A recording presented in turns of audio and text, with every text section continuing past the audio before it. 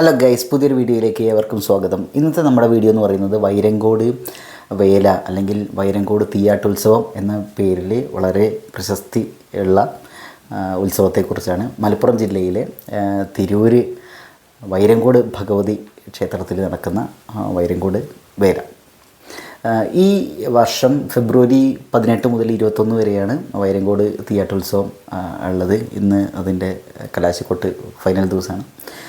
വളരെ വ്യത്യസ്തമായ നമ്മുടെ പ്രത്യേകിച്ച് നമ്മുടെ വള്ളുവനാട്ടിലെ പരിയമ്പറ്റ, പുത്തനാക്കൽ, പൂക്കുട്ടുകാളിയാവ് ഇങ്ങനെയുള്ള വേലകളിൽ നിന്ന് വളരെ ഡിഫറൻ്റ് ആയിട്ടുള്ള, കാണാൻ ഒരുപാട് സ്കോപ്പുള്ള, നമുക്കൊരുപാട് ഇഷ്ടപ്പെടുന്ന വളരെ വ്യത്യസ്തമായിട്ടുള്ള കുറേ കാര്യങ്ങളുള്ള സംഗതിയാണ് വൈരങ്കോട് വേല എന്ന് പറയുന്നത്.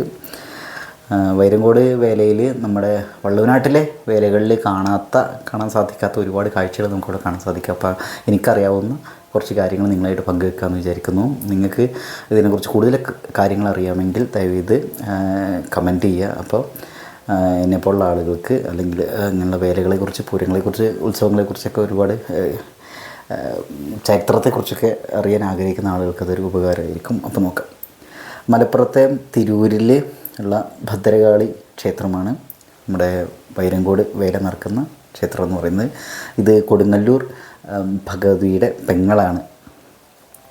ഈ നമ്മുടെ ടെമ്പിളിൽ നടക്കുന്ന ഒരുപാട് ഉത്സവങ്ങൾ, അതിൽ വളരെ വ്യത്യസ്തമായിട്ടുള്ള ഒന്നാണ് നമ്മുടെ വൈരങ്കോട് തീയാട്ടുത്സവം എന്ന് പറയുന്നത്. ചെറിയ തീയാട്ട്, വലിയ തീയാട്ട് അങ്ങനെയൊക്കെ ഉണ്ട്. ഇതിൽ മേളം നമുക്ക് കാണാൻ സാധിക്കും, പൂതൻ തിറ ഒക്കെ കാണാൻ സാധിക്കും. നമ്മുടെ പൂതൻ്റെയും തിറേൻ്റെയൊക്കെ ഒരു അവസ്ഥ, അതുപോലെ കാളവേല ഒക്കെ ഉണ്ടായിരിക്കും. വലുതും ചെറുതുമായ നിരവധി അടിപൊളി കാളകളെ നമ്മൾ വൈരങ്കോട് പോയിട്ടുണ്ടെങ്കിൽ നമുക്ക് ഇന്ന് കാണാൻ സാധിക്കും. പൂതനും തിറയൊക്കെ ഉണ്ട്. ഇപ്പോൾ പ്രത്യേകിച്ച് പരിയമ്പറ്റക്കാവിലൊക്കെ വരുന്ന സമയത്ത് പൂതനും തിറയൊക്കെ ആ സ്റ്റെപ്പൊക്കെ ഇറങ്ങി വരുന്നത് കാണാൻ നല്ല ചന്തമാണ്. അപ്പോൾ വൈരങ്കോടൊക്കെ പോയിട്ട് ഇറങ്ങിയ ഒരുപാട് പൂതനും തിറ ഇതൊക്കെ ആ കുട്ടും സംഭവങ്ങളൊക്കെ നല്ല രസമായിരിക്കും. അത് അതുപോലെ കാട്ടാളൻ എന്നുള്ളൊരു സംഗതിൻ്റെ. എന്താണ് കാട്ടാളൻ എന്ന് പറഞ്ഞിട്ടുണ്ടെങ്കിൽ, നമ്മുടെ കാട്ടാളൻ്റെ വേഷം കെട്ടി വരികയാണ്. അത് ഒരുപാട് ഭക്തിയോടുകൂടി, ഭക്തി ആദരവോടുകൂടി ആളുകൾ, ചെറിയ കുട്ടികളടക്കം മുതിർന്ന ആളുകൾ വരെ കാട്ടാളൻ്റെ വേഷം കെട്ടി മൊത്തം കരിവാരി തേച്ചിട്ടുള്ള ഒരു സംഗതിയാണ് കാട്ടാളൻ എന്ന് പറയുന്നത്. അത് തലയിൽ സംഗതി ഉണ്ടായിരിക്കും, കിരീടം പോലുള്ള ഒരു സംഭവമാണ്, സെറ്റപ്പാണ്. അതേപോലെ അമ്പും വില്ലും ഒക്കെ ഏന്തിയിട്ട് വരുന്ന കാട്ടാളന്മാർ, ചെറിയ കാട്ടാളന്മാരും വലിയ കാട്ടാളന്മാരും ഒക്കെ. അത് ഒരുപാട് വേണ്ട രീതിയിൽ നോമ്പൊക്കെ എടുത്ത് അങ്ങനെ വ്രതമൊക്കെ എടുത്തിട്ടാണ് വേഷം കെട്ടുന്നത്. നമ്മുടെ വള്ളുവനാട്ടിലെ ഇപ്പോൾ പ്രത്യേകിച്ച് പൂക്കുട്ടുകാളിയാവിൽ അതേപോലെ ഇതൊരു കാളി ക്ഷേത്രമാണ്. നമ്മൾ തുടക്കത്തിലേ പറയണ്ടായിരുന്നു, ഇതൊരു ഭദ്രകാളി ക്ഷേത്രമാണ് വൈരങ്കോട് ഭഗവതി എന്ന് പറയുന്നത്. നമ്മുടെ പരിയമ്പറ്റയിലും പൂക്കുട്ടാവിലൊക്കെ നമ്മൾ ചപ്പലപ്പൂതം കെട്ടുന്ന അല്ലെങ്കിൽ കരിവേല കെട്ടുന്നത് കണ്ടിട്ടുണ്ടായിരിക്കും അല്ലേ. അതായത് എന്താ പറയുക, ഇപ്പോൾ വാഴൻ്റെ ചപ്പ് കൊണ്ട് മൊത്തം പൊതിഞ്ഞിട്ട്, അല്ലെങ്കിൽ ഈ പറഞ്ഞ പോലെ സ്ത്രീകളുടെ വേഷം കെട്ടിയിട്ട്, അല്ലെങ്കിൽ ഈ പറയുന്ന പോലെ പല വേഷങ്ങളൊക്കെ കെട്ടിയിട്ട് ആളുകൾ വരുന്നത്, അങ്ങനെ സംഭവമൊക്കെ അല്ലേ. അപ്പോൾ അതുപോലുള്ള വേറൊരു രൂപമാണ് ഇവിടെ കാട്ടാളൻ എന്ന് പറയുന്നത്. പിന്നെ പുലിക്കളി ഉണ്ടായിരിക്കും. പുലിക്കളിയുള്ള ഒരു ഉത്സവം ഒന്ന് ആലോചിച്ച് നോക്കി, അടിപൊളിയായിരിക്കും അല്ലേ. അപ്പം ഇന്ന് പോയിട്ടുണ്ടെങ്കിൽ അതൊക്കെ നമുക്ക് കാണാൻ പറ്റും. അതുപോലെ ഇരട്ടക്കാളകൾ ഉണ്ടായിരിക്കും. നമുക്കറിയാവുന്ന കതിരവനെ പോലുള്ള ബാബുവേട്ടൻ്റെ കാളകളെ പോലുള്ള നിലവിൻ്റെ തമ്പുരാൻ, അങ്ങനെ വലിയ കാളകളൊക്കെ അവിടെ പോയിട്ടുണ്ടെങ്കിൽ കാണാൻ സാധിക്കും. അതുപോലെ തെയ്യം ഉള്ള ഒരു ഉത്സവമാണ് നമ്മുടെ വൈരങ്കോട് തീയാട്ട് എന്ന് പറയുന്നത്. പിന്നെ കരിങ്കാളി ഉണ്ടായിരിക്കും. അപ്പം എനിക്ക് കിട്ടാവുന്ന കുറച്ച് വീഡിയോസൊക്കെ ഞാനിതിൽ പങ്കുവെക്കാൻ ശ്രമിച്ചിട്ടുണ്ട്. ഇതിൻ്റെ ഒരു പ്രത്യേകത എന്താ വെച്ചാൽ, അതിൽ വേറൊരു കാര്യം എന്താ വെച്ചിട്ടുണ്ടെങ്കിൽ, ഇപ്പോൾ മരമുറി എന്നുള്ളൊരു ആചാരം ഇതുമായി ബന്ധപ്പെട്ടിട്ടുണ്ട്. എന്താണ് മരമുറി എന്ന് പറഞ്ഞിട്ടുണ്ടെങ്കിൽ, പ്ലാവ് ഉണ്ടല്ലോ, ഒരു പ്ലാവ് കട്ട് ചെയ്യുകയാണ്, അത് വിറകാക്കാണ്, കഷ്ണം കഷ്ണമായിട്ട് ആളുകൾ അതിനെ മുറിച്ചിട്ട് കൊണ്ടുപോവുകയാണ്. ചുമ്മാ പോയിട്ട് വെട്ടി മുറിക്കുകയല്ല, അതിന് അതിൻ്റേതായ ഇതൊരു ആചാരമാണ്. അപ്പോൾ അതിൻ്റേതായ രീതികളുണ്ടായിരിക്കും. അപ്പോൾ സംഗതി എന്താണെന്ന് വെച്ചിട്ടുണ്ടെങ്കിൽ, കനലാട്ടം എന്നൊരു സംഗതിയിലുണ്ട്. അതായത് ഈ വേലയുടെ അവസാനത്തെ ദിവസമാണ് തോന്നുന്നു, തീയാട്ടുത്സവത്തിൻ്റെ അവസാനത്തെ ദിവസം രാത്രി കനൽ, ഇപ്പോൾ തീയൊക്കെ കത്തിച്ചിട്ട് കനലുണ്ടാക്കിയിട്ടുണ്ടാവില്ലേ, ഈ കനലുണ്ടാക്കാനുള്ള വിറകാണ് ഈ പ്ലാവ് മുറിച്ചിട്ടുണ്ടാക്കുന്നത്. ഇത് ആളുകൾ തലയിലേറ്റിട്ട് ഇങ്ങനെ പോവും. അപ്പോൾ സംഗതി എന്താ വെച്ചാൽ, ഇത് ഈ കനലിൽ ആളുകൾ ഇങ്ങനെ ചാടിയിട്ട് അങ്ങനെ മൂവ് ചെയ്തിട്ട് അപ്പുറത്തേക്ക് പോവും. അപ്പോൾ ഇതിനുള്ള കനലുണ്ടാക്കാനുള്ള വിറകാണ് ഇവർ ഈ പ്ലാവ് മുറിച്ചിട്ട് കൊണ്ടുപോകുന്നത്.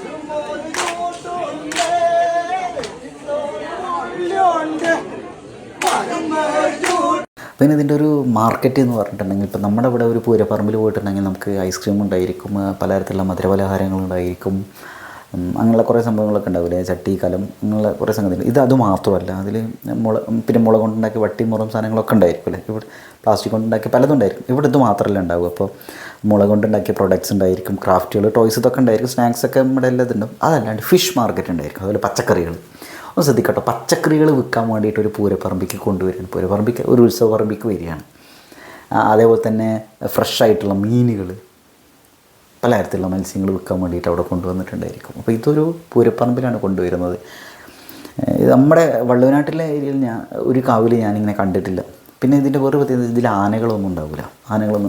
ഇതിൻ്റെ ഒരു ചരിത്രം പറയുന്നതെന്ന് വെച്ചാൽ ആഴ്വാഞ്ചേരി തമ്പ്രാക്കളില്ലേ, ആഴ്വാഞ്ചേരി തമ്പ്രാക്കളാണ് ഇതിൻ്റെ കാര്യങ്ങളൊക്കെ നോക്കി നടത്തുന്ന പാട്രൺസ് എന്ന് പറയുന്നത്. അതിൽ വേറെ എന്താ വെച്ചാൽ ഈ ആഴ്വാഞ്ചേരി തമ്പ്രാക്കൾ കാവിലേക്ക് പ്രവേശിക്കില്ല. അതിൻ്റെ ഒരു ചരിത്രം പറയുന്നത് വെച്ചാൽ ആഴ്വാഞ്ചേരി തമ്പ്രാക്കൾ ഈ കാവിലേക്ക് പ്രവേശിച്ചിട്ടുണ്ടെങ്കിൽ അവിടുത്തെ ഭഗവതി ഭദ്രകാളി ഭഗവതി എണീറ്റ് നിന്ന് കുമ്പിടും തൊഴും എന്നൊരു സങ്കല്പമാണ്. അപ്പോൾ അതുകൊണ്ട് ഇവർ ഉള്ളിലേക്ക് പ്രവേശിക്കില്ല, കാര്യങ്ങളൊക്കെ മേൽനോട്ടം വയ്ക്കും ഇന്നത്തെ തലമുറയിലുള്ള ആളുകൾ. അപ്പോൾ ഇങ്ങനെയുള്ള ഒരു ഇപ്പോൾ ഉള്ള ആളുകൾ. അപ്പോൾ ഇങ്ങനെയുള്ളൊരു സംഗതിയാണ് ഈ വൈരങ്കോട് വേലയുമായി ബന്ധപ്പെട്ടിട്ടുള്ളത്.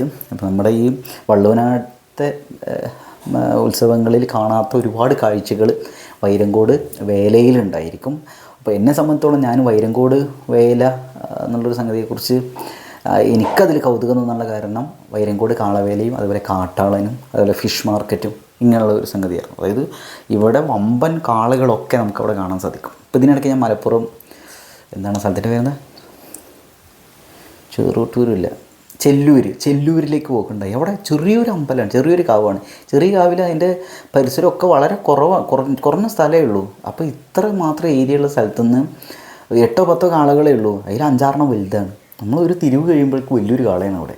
അപ്പോൾ ഇങ്ങനെയുള്ള ഒരു കാണാൻ ഭയങ്കര രസമുള്ള സംഭവം മലപ്പുറത്ത് നമ്മുടെ ഇവിടുത്തെ കാളവേല പോലുള്ള ഒരു സെറ്റപ്പ് അല്ല അവിടെ. അപ്പോൾ വൈരങ്കോട് കാളവേല എന്ന് പറയുന്നത് നമുക്ക് പറ്റിയാണെങ്കിൽ പോയി കാണുക, അല്ലാത്തവർക്ക് വളരെ മിസ്സാവുന്ന ഒരു സംഗതിയായിരിക്കും അത്. അപ്പോൾ എനിക്ക് കാണാൻ ഒരുപാട് ആഗ്രഹമുള്ള ഒരു ഇതാണ് വൈരങ്കോട് കാളവേല എന്ന് പറയുന്നത്. അപ്പോൾ എനിക്കറിയാവുന്ന കുറച്ച് കാര്യങ്ങൾ നിങ്ങളായിട്ട് പങ്കുവെച്ചു മാത്രം. അപ്പോൾ പറ്റിയാണെങ്കിൽ പോവുക, അടിച്ച് കുളിക്കുക. Thank you.